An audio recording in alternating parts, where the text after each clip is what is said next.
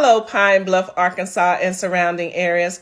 I am Pastor Lynette Renee Frazier, and I'm partnering with the Arkansas Martin Luther King Jr. Commission to bring to you the MLK Stop the Violence Gospel Extravaganza and Youth Explosion.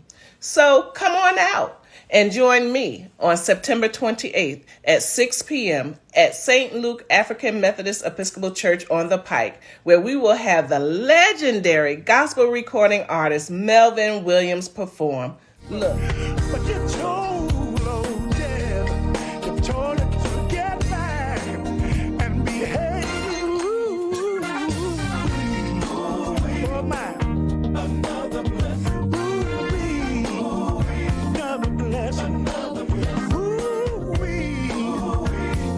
blessing. Another blessing. Oh. Look, it is going to take all of us to stop the violence. So come on out and support our youth and be a part of the solution to stop the violence. From my heart to yours, we hope to see you there. It is going to be epic and you don't want to miss it. For more information, please call 888-290-KING. 888-290-KING.